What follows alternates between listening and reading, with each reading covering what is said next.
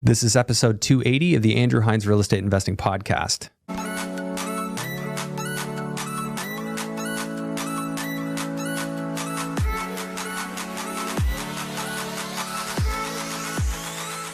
Welcome back to the show. Today I have Arron Bullock on the show, and he is talking about, I guess we would call it a mix of sustainable living and getting in touch with nature, and basically doing a lot of what I termed, and I apologize, yoga related things, and growing and getting connected with nature again, but profitably and connected with real estate investing. So sort of taking that spin.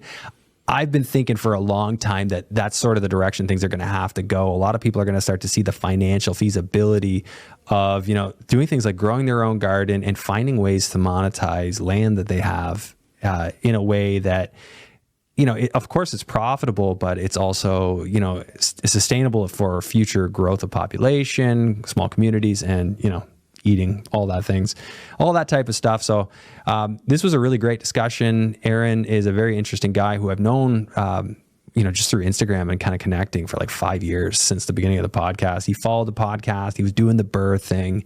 And, now he's coming up with sustainable housing models, helping implement these visions at, when you said it was a farmland, 40 acres of farmland. He's sitting right beside me here. So I'm now recording these intros with the person sitting right beside me, which helps. I can ask them questions about what we covered.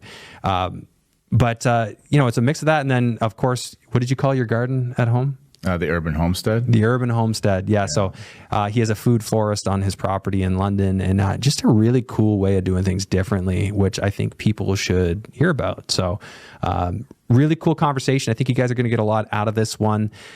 Just a reminder that we're pretty far along in this podcast, like episode 280.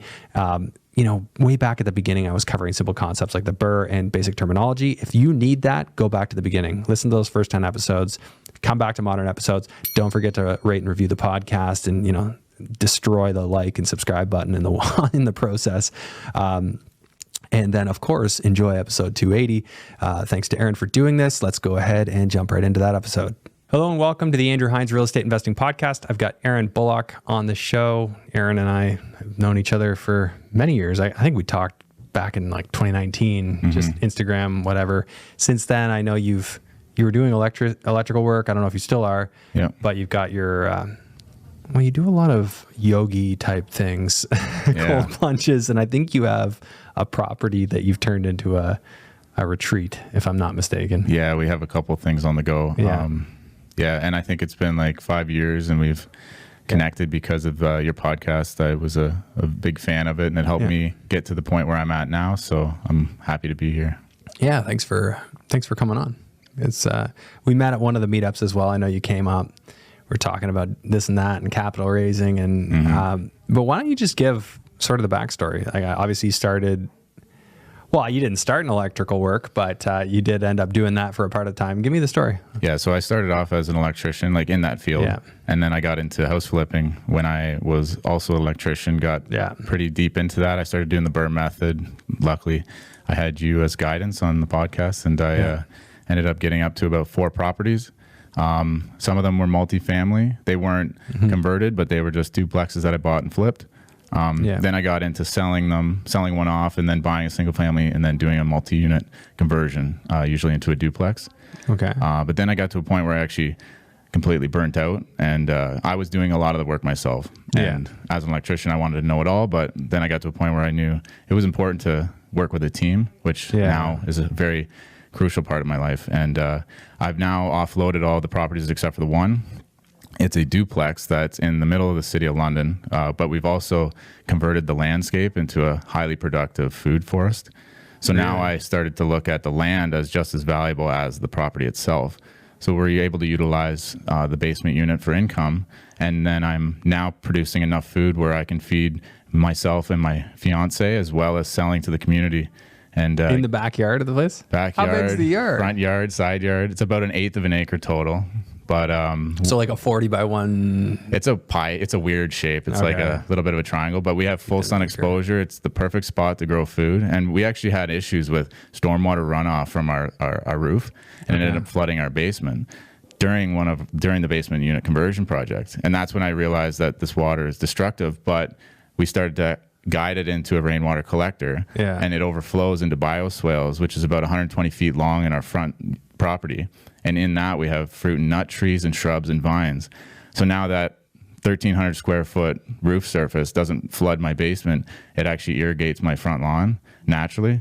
And we produce a ton of food in the process. Does the water stay there? Like the issue, like when it's raining, obviously that's why you collect it in like rain barrels and stuff. Yeah. The issue is when it's raining, like you want to capture it because then it's all sinking into the ground and it's gone, right? Does it, these swales, they actually hold the water? Yeah. So we have them dug out. We have a trench in front of the swale. That's the design of it. And we have it filled with mulch. So when we have a very heavy rainfall, we love it because you actually get to see a river flowing in the front lawn. Okay. And then it'll just absorb into that swale. Yeah. And then once the storm passes, and if we have a weak drought period after that, that swale is wet and moist and the plants are thriving.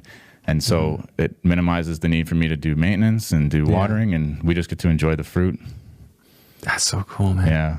And then that's a bit of a plant whisperer then? Or? I've only been into gardening 3 years, and that's a big part too. Everybody's thinking that you have to be an expert or like a lifelong grower to get into this. Yeah. And we've utilized the tools at a resource, like online. There's tools, there's podcasts, there's people that have that knowledge, and we've been able to apply it to not just our front lawn, but our backyard. We have a large scale market garden that we then produce the annual vegetables, and we are more than happy with what we get from it on the small side.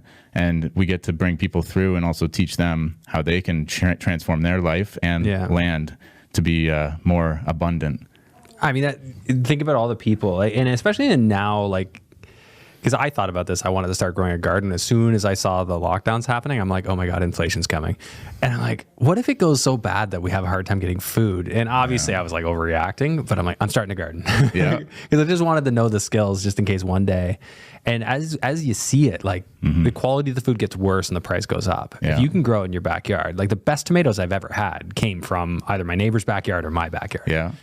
And there's nothing better than even connecting to nature in that way, slowing down. And being maybe alone with your thoughts. And sometimes it might be scary, but if you get to a point where you can become peaceful, and then in that work in the garden, that's where some of my creative ideas come through towards the other projects that we're bringing to life. And I've found so much progress in my life and my passion projects because of slowing down and connecting to nature in this way. Yeah. And like, the manual labor aspect of it, it's like, it's all good. Like somewhere along the line, all these white collar workers started to think that manual labor was bad or somehow below them. Man, it's like how you connect with nature and how you ground yourself. Yeah. In a toxic free way too. Getting your hands dirty with soil is a good thing. So I think so. I advise everyone. Although they say like pregnant women and stuff shouldn't do that. I don't know what that is. No changing kitty litter. I know that one for sure, but no changing not kitty sure litter. About the soil. Yeah, fair enough. Yeah, don't pet a sick dog. I feel like people are a little over the top of that stuff. But okay, so you guys live in the upper and then you rent out the bottom. Yeah. So a nice little house hack. Yeah. And would you say there's obviously a financial benefit to having all this, although I find gardening can be quite expensive in buying the starters and depending on how you do it, I guess. Yeah.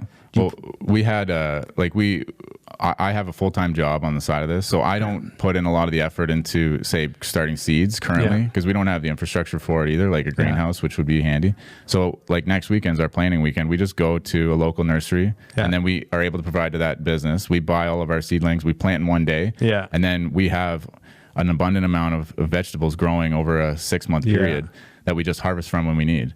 So it's like one day you dedicate to it. It costs a little bit up front, but all your free time now is open to just enjoying even that space. Yeah. Oh yeah. It probably looks amazing too. Oh, it's beautiful. Although I will say, like, I've run the math on my garden and it cost me more than buying the food, but not with current prices. That was before the way the prices have gone now. Now I think it's probably comparable. And I even look at it as if I wasn't in the garden, would I be off spending my money on other things? Because I had a horrible spending habit at that same time when I crashed and burnt. So being able to slow down and just put in your effort to learn these skills and to heal yourself and then get away from those toxic ways of spending or it's a good point. I used to think, because I used to play in a band at a bar every Friday and Sunday night in London, and there was times where I'm like, I don't know, do I really want to be doing this every Friday and Sunday night? I'm like, well, what would I be doing otherwise? Like I'd probably be out at a bar anyway, spending money. Yeah. So it was healthier to just play the music and get paid. Yeah. not healthy to actually also drink while I was playing, but Yeah. fair enough. So, I mean, I know you were thinking at one point this was going to be sort of a business model. Now, not that project specifically, although that sounds amazing. Yeah. What's the story with the other one? Because I know you were trying to create a retreat. Did that end up happening? Yeah. So, and one way that urban homestead, we're calling it, is generating an income in a way that I never expected. Was we're actually now having people come and become clients in consulting. So we're actually able to help people redesign their landscape and even look at their life and audit their life to like free up the time to pursue this side passion, or to even analyze like what doesn't serve them. And it's helped regular people, it's helped investors, and that's a lot of the problem that I saw when I was connecting with investors that had a high wealth or high net worth. They weren't as happy as I thought they would be, and they are disconnected from either a purpose or nature, and just reconnecting back to that brings so much fulfillment to life. Even if your net worth isn't what it is, like we don't leave this planet with money, but we leave a legacy behind us. Yeah, for sure. How do you find that starts? Like, people see what you're doing through Instagram or something? Because I don't think I've seen the food forest, but I've seen your other stuff. I see a lot of stuff you post. Yeah, we showed people. At first, I kind of wanted more people to adapt this new way of life, and it became more apparent that people wouldn't change unless all of a sudden they have that light switch hit and they want to. So just showing what I'm doing in my life and how I'm adapting to evolve, that has now brought people into the life and seeing what we're doing and want to change their life for the better. And a big part of why I changed was I saw that I was generating generational wealth, but I wasn't creating generational health within my life to pass that on to the kids.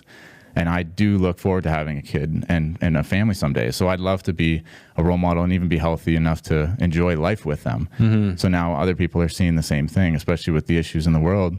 There's we're going to be here for a long time. Like in Ontario, I had the plan to leave, but I want to stay here and create roots here and help the people that are here. Yeah. So why would you have left? Just because of the whole political nightmare? Social media cracked me. That was what was the last straw for me. And it was good that it cracked me because I was consumed by it. And then I took a break from everything. Yeah. And then now I have the ability to stay clear-minded. I know there's chaos in the world, but I can't do much about it other than change myself and hopefully create a positive impact on the world through that change. Eliminating dependency is probably your number one for anybody. Eliminate dependency. And then, of course, don't get everything on media is like designed to create angst. You know, it's just, and social media too, like all the doom porn, the gloom porn that the people put out there. I was just like, why? You don't get caught up in that stuff. Yeah. And the whole right left thing, like I had to kind of like break that. Like I just don't see a point in any of it. I think every politician ends up being crooked. So I'll just focus on me and what I can do. Yeah. Because as you put it, you know, that's what ultimately is really going to matter. What are you directly in control of? Yeah. Fix that. Yeah. If everybody did that, man, it would be an awesome place. And that's why I loved investing in real estate because I had a physical connection to it. I had the ability to actually project where it would go based on my effort. And that's what I loved about real estate. But when I took the break and I didn't feel connected to it anymore, I found that I was able to connect my new love for growing food and healing individuals and ecosystems with the housing development. And that's where our unique way of investing is coming through, which is exciting too, which I'd love to share at some point. Yeah, by all means. Like I want to hear the full picture. I knew you'd kind of gone that route with, it almost seems like a wellness vibe, but, you know, a connected with nature vibe, which is, you know, obviously that there's a growing segment that wants that. Yeah. It's huge. Well, and I think when we talked at the meetup, I was looking to find land to build this project out, and I ended up connecting with the landowner that was excited about the vision and offered the land to be used. And we used that stage in our development to focus on the health and wellness retreats and building the community in the local area. So is it like a commercial piece of land, or is it? It was a 50-acre piece of property that didn't have much for food production on it, but it was very spiritual and peaceful, and it was a perfect setting. And it was in winter when we had that opportunity, and it was the perfect time. It's gloomy. people aren't doing much for social things, but Yeah. we brought people into this off-grid cabin and connected people to their power through breath work and cold exposure, which calms the mind, and even the connection to community once again. Yeah. Okay, so that's an off-grid cabin. I think I've seen some videos and stuff you've posted. And that property actually got sold, but we developed that system and that reputation now in that field. So we're bringing the sanctuary or the retreats to our homestead in the city, and we're going to start hosting the micro retreats, but connecting people to the land as well and showing them how they can change their landscape to produce food. Yeah. How do you see, so from an entrepreneur's perspective, like I'm thinking, how do I get, like, because entrepreneurs are always solving a problem, right? Like people feel ungrounded. They want to feel grounded. You solve the problem. Hey, an experience that will ground you or help you feel more connected, or however you want to put it. So how do you monetize that? Like, do you charge like a retreat fee? Like, and what does that include? Are they staying at your place? Are they... Yeah, it's about a half-day event, and it would be roughly $100, and you'd get the cold exposure, the sauna therapy sessions. You'd go through a breathwork ceremony, and then we'd do a workshop in our yard to showcase what we've done there, how to shift your mindset, and also inspire people to show what they can do with no knowledge or experience in this industry, and show them what is possible on small scales. Yeah. And I have a grand vision that I did pitch for a while, and I realized you have to take steps. And this homestead retreat is one of those steps. So we have a lot of other things coming to light now where we're progressing to get that large piece of land and create that eco-village concept that I've been dreaming of. And a lot of people are looking for that. That's why I noticed a lot of people are trying to flee Ontario to go elsewhere. And those places, they live that way. And we have the ability to live here, but no one's developing houses in that way or connecting the urban setting with the food production setting. So you're saying an eco-village, which would be like a potential development of houses on one property mixed with like farming, basically. Yeah. So we have a property currently that's a 200-acre farm in Glencoe, and they're funding the first multi-unit development of a natural building that the exterior structure has a 500-year lifespan. It's using natural products. So we're sourcing everything within a 100-kilometer radius, other than the things we can, obviously, like wires and plumbing. But when we build like this, the vision is to keep it on that property for long periods of time, because we want to not just build for longevity, but bring people onto the land for the long term to be able to build out the farming systems that will produce the highly nutritional food that will heal us, as well as creating the ecosystems. So how would that work? Like, are people buying in? They're buying a house, but it's leased land, essentially. Yeah. This property is they're funding it just for their own use as well as current workers. Owners. But we're looking at putting it into a business plan to then pitch to investors to then either we set up a severance if there's a way to sever lots for this unique style of building, but then in your backyard you have this luscious landscape that produces food that you may not even eat. I don't know why more people don't do that. The Flex before was a green lawn. Man, the Flex now, I used to, when I had that garden I pimped out, we moved away from that house, but I had the whole structure, everything was hanging on lines. It looked amazing. And my Flex was say, hey, you want to come see my garden? Oh yeah, I'd love to see your garden. I'd love to have you come down and check out the garden. Yeah, I'd love to see it. And the best thing about not having a lawn is you don't have to cut it. And you get to go out and just enjoy the fruit from it. Although you do got to weed the garden, or I don't know, depending on how you prep it. Let that biodiverse system come through. Just let it come. We did that last year. Yeah, you got to kind of maintain a bit of it, or the city will come. We've had the city come to our spot a lot and say, "Hey, get this under control." And I'm like, "This was funded by you. I got a grant, so don't touch it." Oh yeah, that's funny. So I just had a guy on the previous episode to yours, and he has a place in the woods outside of Halifax that they're off grid completely. Like, they're trying to get power, they can't.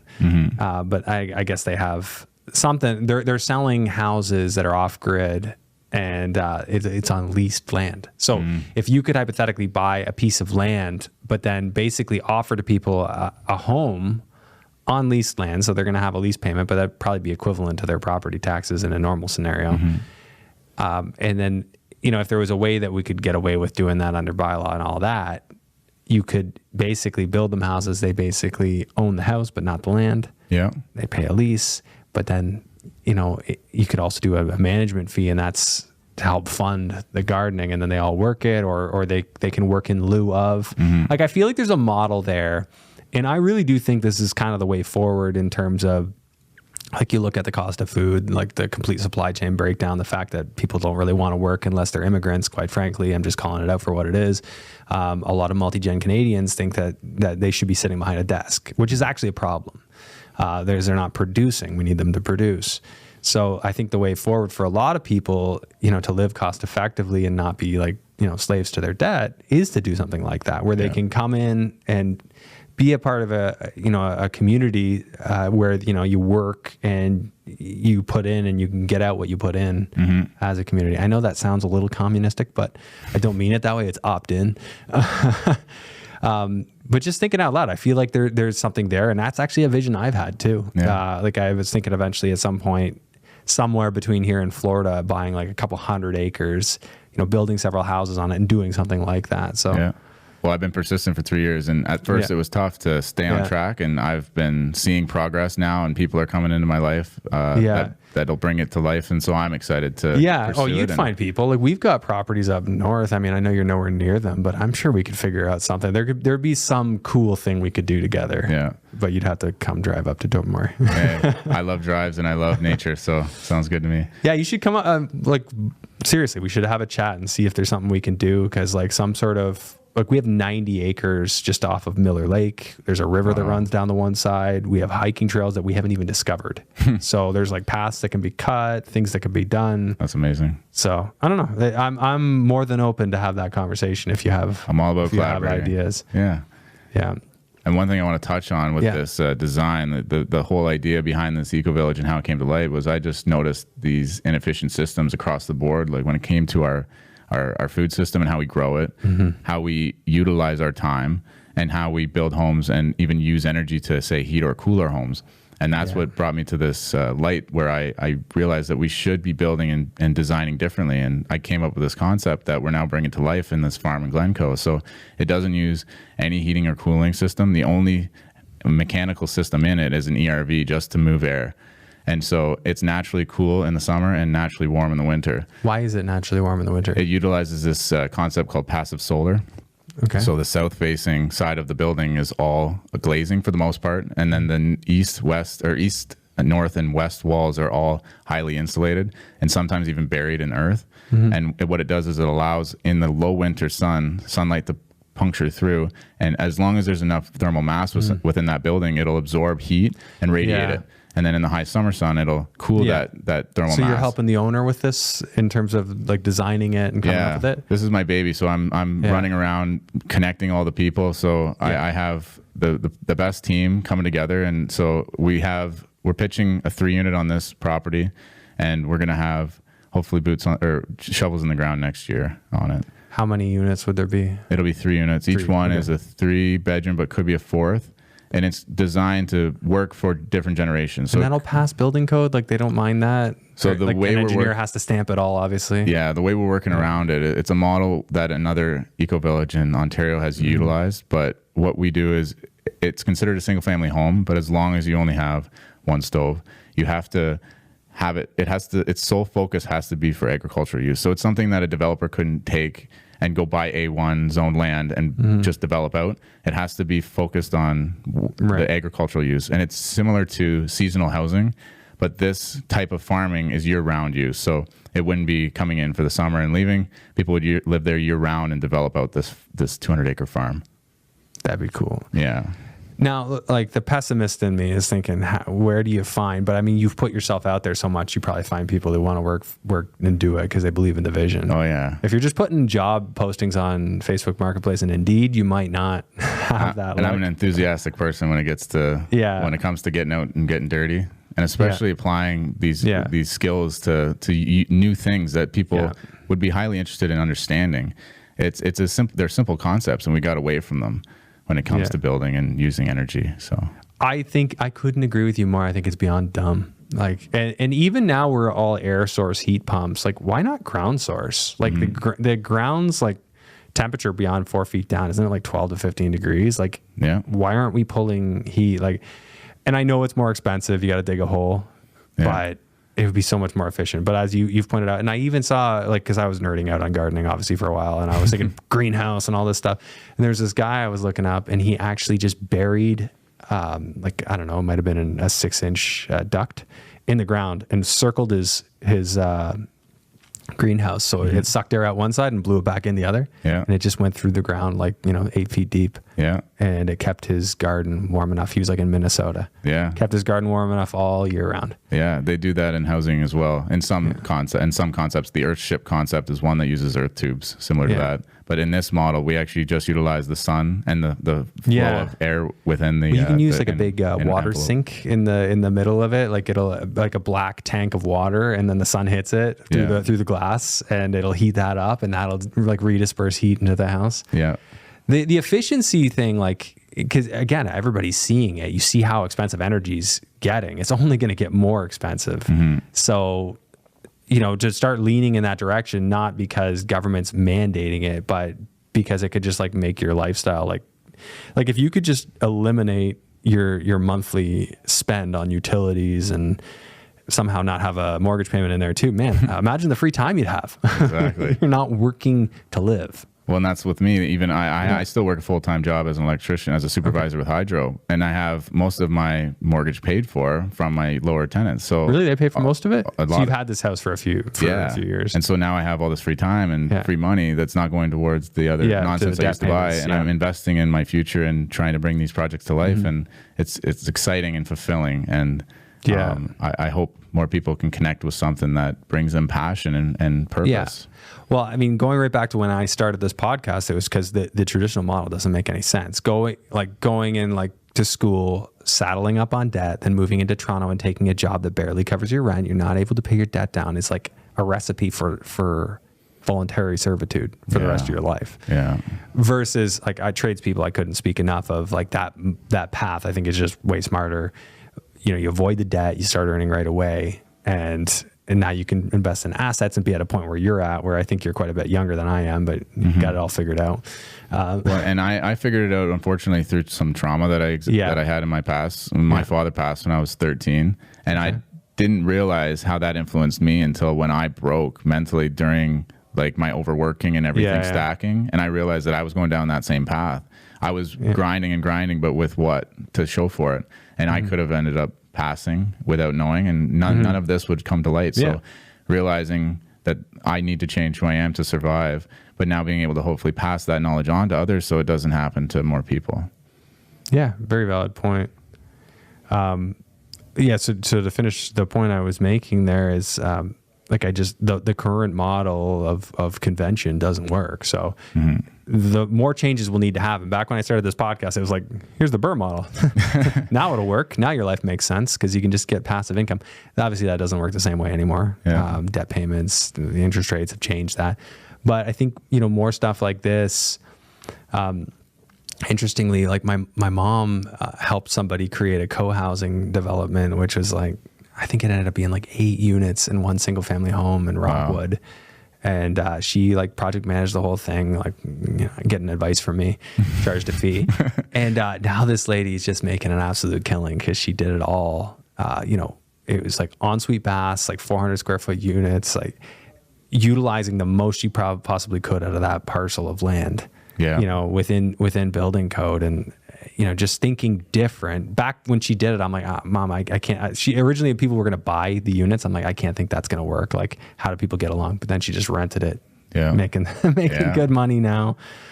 So thinking different can be very obviously profitable and can set you up in a much better scenario for going forward. So smart on you for keeping the job so you don't put that pressure on yourself. Yeah. And I've utilized my spare time to be able to pursue this. Like, we all have the ability to do that. And I know a lot of people get in that trap where they have that golden handcuff and they want to pursue a side business, but maybe there's other things in their life they spend time on that they could get rid of and allow that purpose or that passion project to come to life.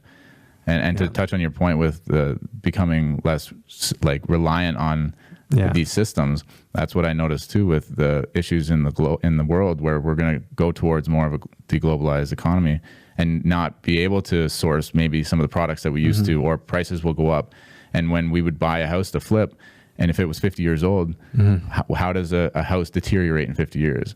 these products that we put into these homes, they'll last 500 years. And even if there was issues with them, they have all of the ingredients to fix them come from the land. So you can repair it. Yeah. It doesn't cost a bunch of money to import products. And if you ever go to sell that house, you have a resilient structure that has continual value to be able to pass on to the next purchaser or a kid or whoever it's passed on to. What kind of materials are lasting 500 years? To concrete? Rammed earth.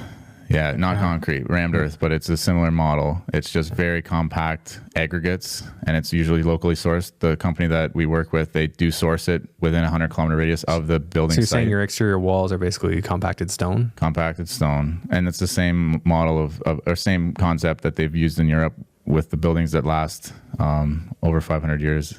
And these What walls, holds it together? It has a slight amount of Portland like concrete mix in it, way less than what concrete does, and that's a way to also be a little bit more eco-friendly.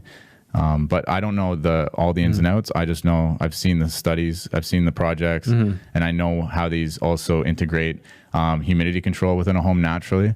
A lot of things that other products will not use. So it's beautiful to see these ways that we used to build being applicable now and bring different benefits like longevity that we've never really considered. But in a time like this, we should be thinking long term.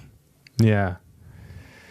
Yeah, I mean, it's funny, like just the way people used to do things, like they'd have like the family homestead, their kids would stay there. Eventually, like the parents would still live with the kids. They might add on to the house for their, their kids to have kids and, start families. And everybody sort of stayed as like that tight family unit. Man, things have just changed so much. And I think that what we're seeing a lot now is there's a lot of people jumping on the bandwagon to like, I want to get back to more simple living, because they see like the debt model isn't sustainable. House payments aren't sustainable. And add in immigration there. They're looking for some other path. And, I think people are kind of regressing back to a more healthy way of living. Yeah. And I see that happening for sure, which makes me think that where you're headed with what you're doing would likely be quite successful. Yeah. And I love the idea when I was doing the single family home conversions, having a single family home that you could now turn into a second unit. And I love that model. So the concept that we've created for this Glencoe project, it could be a single family home, a single unit. It could be 10 units. And the beauty of it is you can build one and then you just add on in the future if you ever need to. So it's like it's a connecting system that. Well, do you have to do like a master site plan for site plan control for the whole property? Yeah, and most of it is it's for the most part where we locate it is away from most utilities. It's away from roadways. It's a very open, clean space. So are you getting like the site plan to approve all the number of units you might do in the future, and then you're just going to start with some of them? We're looking to propose the 3-unit. We're going into the proposal process. We're refining the design itself to make it as efficient and as happy. Like we want to make sure that the municipality is happy with what we've come up with, and we know we'll have to do some tweaking, but 3 units is what we'd like to propose. And if not, we can do a single unit, and in the future when they become more adaptable, we can add units, which is the beauty of it. Okay. But I guess like just circling back to that question is, I mean, there's the site plan portion and then there's the building permit portion. Are they requiring you to get like a site plan approval or not? We haven't got to that process yet. Yeah, we're going through with that this summer. Do you know if the zoning will allow for what you want to do? Yeah, we've worked with our architect and our designer, and they said zoning allows. We've made it obliged to every regulation requirement. So they might not even require site plan control. You'll just have to check with them. Yeah. And if they don't, it's way better. Yeah, we're hoping so. You don't want to have to go through all that. Definitely don't volunteer for it. And then this is a tricky one just because we are pitching it on an agriculturally zoned property, but this same building could be just built on a residential lot and be a high efficiency home that does not require heating and cooling systems. So there's options for it to be applied beyond just our vision. Like that's wild to me. I mean, obviously you're gonna have to wear a sweater sometimes, and you'd be surprised. I've toured some of these properties in the winter, and in the winter you're in shorts. Seriously? Yeah. Sometimes you got to open windows. And because of the sunlight and because then the sunlight absorbing into the thermal mass. And what is the thermal mass? Just the mass of aggregates or whatever material can absorb in heat the at thermal temperature. So you've got glass, sunshine through, hits it, heats it up. Yeah, so the entire floor, like, it depends on the project, but what we're proposing is the floor is going to be earthen floor. There's 3 main walls in the middle of the house that are 18 inches thick, and then the exterior of the house is all 18 inches thick of aggregate. Where can people, like, listening to this, like, look up and see some of this stuff? So the company we're using is Aerocura, and they have a website at AERECURA, and that's the company that just does the rammed earth. But when it comes to, like, our progress, you can check out our Instagram too, and we can drop that in the. Yeah, you might as well just share it now. So our Instagram is Eco Living. It's spelled EECOH.LIVING. Yeah. And I've seen that. Although I maybe didn't know what I was seeing. I see a lot of that kind of thing from you. So there's a lot of stuff on our page. We have, like, the vision with the Eco Village concept, and it's a slow moving thing. But then we're partnering with a 40-acre rotational grazing cattle operation as well. And we have our urban homestead, and then we host our workshops and retreats at our space as well. That's super cool. And then we just show people the beauty of nature. So there's lots of, like, flower picks and it's good stuff. Yeah, man, that's awesome. And, like, I can tell you obviously enjoy what you're doing, which is huge. Like, that's super important. Yeah. You didn't have to work today, by the way? Took the day off just for you. I appreciate that. I'm like, wait a minute, you still work full time? No, I was excited to be here. That's awesome. Yeah, I appreciate you coming. What would you think it would? First off, how big is one of those houses? Those Aerocura? It includes this area at the front that's considered a greenhouse, but the idea is when you stack them beside each other, it becomes the hallway breezeway connecting them. That's how you get through the Ontario bylaw regulations. But the whole footprint of a single unit, including the greenhouse, is about 1,500 square feet. Okay, 1,500, including the breezeways, including the breezeway. Yeah. So it's basically each little area. Each unit might be like 1,250 to 1,300. But, like, on either side of the breezeway.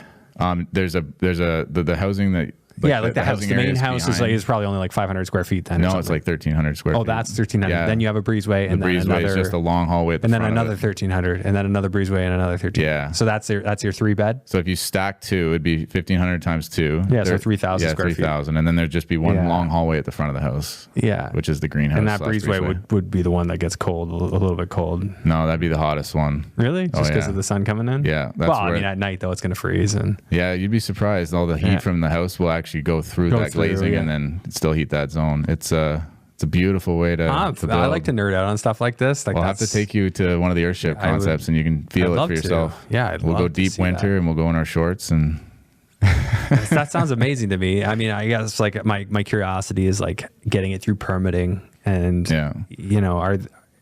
does it meet building code standard, or are engineers signing off that it has the R value, it has, like, all that, it has the water penetration protection? Like, there's obviously going to be a number of things it has to satisfy. Yeah, this company's been doing it for a long time, and they've been only building in Ontario. Yeah. Okay. They're highly successful here. So there are contractors for hire in Ontario. In Ontario, and these aren't prefab. They're built. It has to be done on site. Yeah. But then there's nothing you can prefab, really. No, you could, but it'd be quite a bit of work and a lot of weight to transport. It's better to build on site. What do you figure one would cost if you're doing, like, are they going to be 3? Like, well, the single unit, the more you add on, the cheaper they get, because they'd share that one wall. But a current proposal, I believe we're going to look at between 450 to 500,000 for a single unit, and that again has that longevity, that lifespan. But we'll have the only thing you'd really have to change would be windows and the roof over the 500 years that the exterior exists.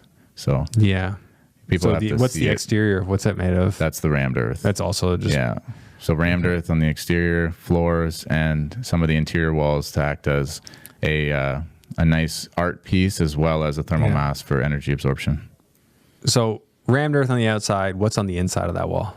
So the inside of the wall is rammed earth. You don't have to do a finish. That has an R value to it? There's a little tiny slab of insulation that goes between the two rammed earth walls on the exterior. So it creates that continuous insulation with no air gaps. Yeah. And that's one. And no bridging. What R value? It's at least R18. R40. It's R40 that? Yeah. Oh, wow. Okay. So super efficient. Oh, yeah. Yeah. I mean, I guess, so for 450 to 500,000, you're getting how many square feet of living space? About 1,300 square feet. About 1,300. Yeah. tight quarters, but the design is Yeah. meant to be on a farm where you likely won't be Yeah. spending most of your time. You'll be enjoying nature. Right. I mean, that's still in the 300 and change per square foot, but at the end of the day, like that's not that much different from a lot of other places. No maintenance needed. No. So super, super low maintenance. and Beautiful then finishes too. really, I really want to see this. I wish we had this up. All right, I'm going to pull up my computer. I want to see this as I we just talk. went today and actually got some shots of the one project. Well, we'll include the link. Yeah, shout out to Eric here. They do beautiful work and they're beautiful people as well. So AERA.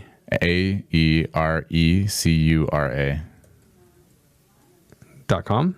I'm not sure. I haven't checked their website out. All right. Well, I'll just search that and see what I find. All right. Sure, there's not many. Sustainable builders. Okay. Yeah. I mean, this doesn't help the people watching or listening to the podcast any, but it'll help me for my questions here. Well, hey, the first photo. So is this what it looks like? That wall finish? Yeah, that's the interior finish. Is that rammed earth? Yeah. That'll be the same on the outside. So it That's looks what like the that on the outside of your house outside. looks like and the inside of And your they're house. just like basically getting that from your local quarry, Yeah. pretty much. Yeah. It almost looks like tile finish. I know. And if that gets damaged, you can patch it easily and it doesn't get damaged. Like I went and the one project I looked at today was 20 years old and there's spots where you think you could pick stones out like you'd see on the edge of concrete and that is embedded in and it's all waterproof. So it's a very beautiful way No to build. basements in this. Not this project, but Yeah. some of the projects they've done have basements. The one we're proposing is just single level, just to keep it easy and efficient. So you'd have to work out the numbers. I mean, if people were trying to make this pencil, not paying any heating bills. I mean, at my house, that would certainly be welcome. Our heating bills are disgusting. We're on propane and not an efficient house. So, like you could, if we were to be, looking at that's like potentially thousands of dollars in savings. Yeah. I mean, in our case, like 5 to 10 in a year. Yeah. So there's an immediate return on that. So yeah, you're going to pay more for the house, but not, if you work that over, you do a net present value on all the savings as of today, there is a dollar value you can put on that. And even if, say, in 50 years you go to turn around and sell it and it's all in the same condition when you built it, Yeah, and there's it no retains. maintenance needed or even a facelift because it's natural products, it's going to last. Yeah. It's going to look good to whoever. So you could build that anywhere then. Yeah, you could build it anywhere. It would be tricky in some maybe very remote areas, but it all depends on what the climate is as well. Like this is a good climate to do it. It's a very moderate one. Once you get into like deep northern territory where it's very cold, you'll have to adjust some of the design just to adapt for more heating, or if it's down in a hotter area. That's so cool. They got little engineers doing all the calculations, figuring out your average temperature. Yeah. Obviously doing an allowance for like the coldest year on record and making sure you're still okay on the inside. Yeah, a big part of it is just allowing more light in or less light, and that's all based on the design of like overhangs and angles of roofs and windows. They can still maintain privacy, like you don't have people looking at you while you're getting changed and all that. No, you can have blinds easily enough. Yeah. Well, the blinds, won't they stop your heat from coming in? Yeah, but you'll have like shades. The light can come in from above. Yeah. So you could have lights. Translucent. You could have shades low where people would see you naked if that's what you're trying to hide. And then above that would allow light through. It's funny in New York City, like we occasionally go there just like for a number of different reasons. And I last time I was there, or second last time I was there, just some guy in the building across, just like celebrating it. I'm like, so is that what it's like here? You just look out and you see. He was probably hoping someone was going to see. He was hoping somebody was watching. Yeah, and he got someone. Very unfortunately got me for half a second. But anyways, that'll happen. So side tangent. And I just love to circle back to the reason why this is very important to me is I just see so much land destroyed for development, which I understand the purpose of it, but we're not putting much effort into creating food, like highly productive food systems that grow good food as well. So this is incorporating in both ways, bringing some affordable housing into it. More so the housing will house the people that work the land, but we need to be healthy to thrive. Yeah. And we eat toxic, poisonous food. 100%. Like very well said. We eat toxic, poisonous food because we buy from people who are profit driven. Yeah. They're not your health driven, they're profit driven. So they're going to do, I'll equate it to this. Like it's now known that like seed oils are like devastatingly toxic to the body, yet it's in everything. Like it's in everything. Like, and why don't they use avocado oil or something that's not harmful? Because that costs more. So they just use the crap oil. Yeah. And the tricky part with that too is like you have now a bunch of people going towards avocado oil, and now that grows that demand for avocado trees, and that now they're going to pesticide those. So they'll destroy landscapes and ecosystems just to grow avocado trees so that we can eat our healthy, eco-friendly avocado tree or oil. I'm with you. Like we've got to get smarter. People need to get more production oriented on a micro level. Like every single person, like if they could start a garden, if they could start becoming less dependent on supply chains and have more of the supply chain in their own backyard. Like I think that's just going to be necessary. Like look at how parasitic the Canadian government is. Like they racked up all this debt in the lockdowns, like destroyed the financial future of the country, and now they're coming to collect as the interest payments have come up. So the less financial transactions and the more backyard eating you can do, I mean, the time is going to show that that's actually going to be extremely profitable. And that's my estimation of it. And a big part too is we have this desire to connect to food, and we've been completely disconnected from it, from the profitable companies that continue to poison us. But reconnecting to land and the power that we all have as individuals, we can become maybe more productive, or we can bring to light some of the projects that'll change the communities and potentially even the world, depending on the immense power of it. So food is a crucial part of it, and we've gotten far away from it. You listen to Owen Benjamin at all? No. I feel like you'd like, he's very like homesteading mentality. A lot of people would consider him out there, but similar ideas about kind of becoming self-sustaining. Yeah. Send me the link. I'll check it out. Yeah. And one part too that I like to touch on with investors, especially real estate investors, we'd look at how to stack like profitable income streams within a certain property. So if you bought a single family home and convert it into a 4-unit, you're able to stack income on that one piece of property.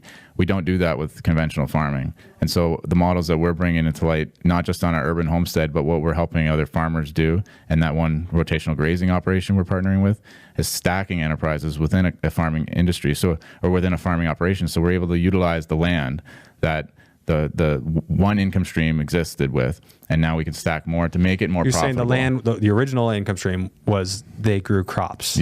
Or they had livestock.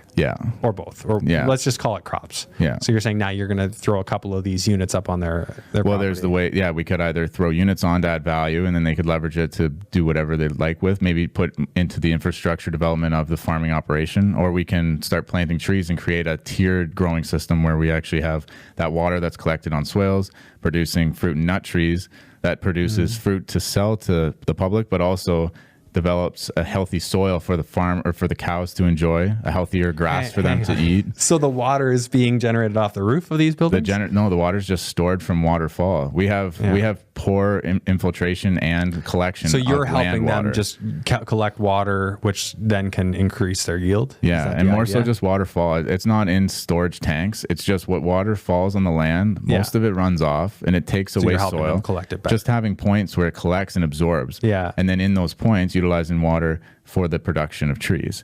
To the point where you don't have to go out and water trees, so you're creating these efficient systems. You're finding that, like, the farmers say that's letting you do this on their land. Like, they're open to that. Like, they want to do they're excited. They want to switch to trees because they were probably doing like corn or soybeans or whatever. Well, I'm working with one that has rotational grazing cattle currently, so they are open to allowing their cattle operation to scale and to be more profitable, and integrating different income streams within it is the way to go. And when it comes to like cornfields, it's tough to convince people that just have cornfields how to grow differently. To get into something else, like they're going to feel like they're stepping out of their lane a little bit. The vision is to work with this farmland, the 40 acres, and then create that scalable business that we could buy more and then grow. Once you guys do it once and you can back it up with, hey, here's how we can make this profitable, it's a win-win, like it's eco-friendly, it's profitable. Like those are the boxes I think you're trying to tick. Because once you tick those, then it's an easy sell to somebody else. Like people are not going to go eco-friendly if it costs them money, but if they can do it, and then like that's from a PR standpoint, like attractive, and then they can also make a whole bunch of money doing it, yeah, you're gonna have a lot of interest. And if it solves problems like where do people live, like if you can give, I mean, at a $450,000 purchase price, it's not very, it's not a low cost housing opportunity. But it could potentially be a good investment. And that's my follow-up question to you is, in all that you're doing, like, what's your pitch to, say, investors? Like, what do you see as being a way that investors can make money, kind of getting involved with what you're doing? So we're looking to acquire potentially funding for owning land ourselves to develop out our farming design, but also incorporating that multi-unit development. And that'll be the add value. We look at a lot of property, like farmland specifically, that is underutilized and affordable for the project that we're pitching. But then the building model of just the housing can be something that an investor is interested in, maybe not interested in investing in a farmland project with us, but just acquiring the ability to build these efficient homes for whether it's their own home or it's maybe a multi-generational compound they want to develop. Yeah, there's tons of different things that they show promise. Like, obviously, you have to put like a business plan together on, like, and that's what we're working with too. We've connected, luckily, through social media and showing what we're working on. I've connected with like past execs from big companies that are interested in trying to help bring it to life, which is a beautiful thing. And there's something there. There are people paying to hold a goat while doing yoga. Oh, I know. I mean, there's something there. Don't get me wrong. It's just about clarifying that vision of like exactly where it is. And what's going to happen. If people wanted to stay and stay updated on what we're doing and how the progress is on everything, just check out our social media, and we have very optimistic stuff posted, and then we show progress along these projects. And there'll be a time where we're ready. When the time is right, we'll be ready to bring in investors to bring the larger scale projects to life. I'm sure there's going to be a model there, but you kind of have to build out the business and prove it first. 100%. And I like to understand how it all works, and it's so complex because we have the integration now of real estate development, as well as like natural building and high efficiency design, the high efficiency design of food production systems, and now also trying to pitch that as a profitable business. So it keeps me busy and excited, but I'm hopeful for the future, for the first time in a while, because it was a lot, like having all the chaos of social media kind of bring you down. I think a lot of people went through sort of a breaking point during all that, like, and I think a lot of people are even now still in it, like, following all the craziness in the election, and what did Trudeau do, what's Poilievre gonna do, and all that stuff. And I think for me, like, I had a little bit of a head start on all that stuff because I was already pretty bummed out even like before the lockdowns with the situation. But once you get through that, you kind of start to see none of that crap really matters. It's like kind of all what we do. And just becoming a resilient individial and then creating a resilient lifestyle and landscape around you is one of the most important things that anyone can do in their state. Very cool, man. The different flavor, but I like the idea of kind of talking about how something like this could be. Of course, it's a real estate related business. It's it functions all around real estate, but it's what I'm seeing as more and more as being necessary to make money in real estate now is having a business attached to real estate. Like Airbnb is a business attached to real estate. This is a business attached. What we do up in our camp and all that, same deal. It's not just a rented turnkey kind of thing, but there's huge opportunity. Cool. So I got a couple questions for you here. So 3 biggest pieces of advice you would give yourself, if you could speak to yourself back when you were just starting this journey. I would say slow down. Slow down and just take time for yourself, because if you're just constantly busy and distracted, you'll either create that routine that just consumes you, or you'll lose track of what actually means something to life, and maybe connecting to something that brings fulfillment into your life. So slowing down and surrendering to the flow of life would be one piece of advice. Another one would be collaboration is a powerful tool. You don't have to do everything by yourself. It might be nice to learn everything, but you can learn way more by just leveraging the knowledge of your team members. So that can go as far as just being an investor with realtors, or it could be someone in the construction trade utilizing other tradesmen. And in this case, we're working with people across the globe that have different knowledge in different growing operations. And then I guess the third would be take time to find peace and calm your mind, because a busy mind and a distracted mind doesn't do much for anybody. Yeah. You have any examples of how people should do that?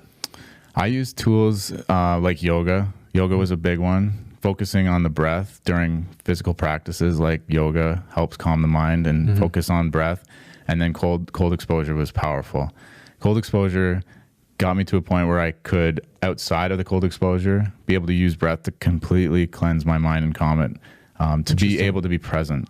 If we're not present, we're worried about the past or the future, and it doesn't do any good for the present. Yeah. So cold exposure is good. Anybody can do it with a cold shower as well, but then you could also come to one of our retreats and jump in the cold plunge tank. Or if it's January and you got a lake behind you. Oh yeah, I wish I had a lake behind me. Oh man, that's crazy. Yeah, I've never done that. You got any crazy stories from your investment journey or the journey in what you're doing now? One of the things that was very, very amazing to me when I got to the point where I started to work with people, all the things I said to give advice to my younger self, once I started to work with people and I started to slow down and surrender, one story really made it clear that it was important to continue those traits in life. When I was doing the house that we currently live in and I was doing the basement conversion, I was delaying. I wasn't rushing the basement suite. Normally I'd be so busy, like get it done. And I delayed it to the point where I had drywall got brought down in the basement up on stilts. And then that weekend, a flood occurred. Like we had a spring thaw and it completely flooded my basement and water went right up to the drywall. And I was sitting there and I'm like, I could look at this as such a negative thing to happen. But I realized that if I rushed this basement project like I used to and not surrender to the flow of it, I would have had tenants in this. It would have been finished and it would have been devastating. Oh yeah. And so I just saw that as a sign. It does help in some cases to just slow down and be reminded that life is short and enjoy it. Yeah, that's well said. Very well said. All right. Well, so we've shared your social, your social handles. Anything else we should put? I guess we got where people can follow you directly. We have, so Eco Living. Yeah. And then on that, you can also find my personal page. And then if you want to check out workshops or retreats, we will be posting upcoming retreats and workshops on our social media. And we'd love to connect with people and see if we can even help clients get to that point where they connect to their passion or utilize their lifestyle. And so we do client calls as well, which you can book through social media. Very smart that you guys have done that. I'm sure your following is that's your customer base. The people who take you up on that. That's smart. Okay, so we've got all that. And is there anything else you wished I'd asked you about? No, it's been a pleasure to follow you and to be at this point. I'm great. I'm thankful for you and to the people that share their story and to give people advice.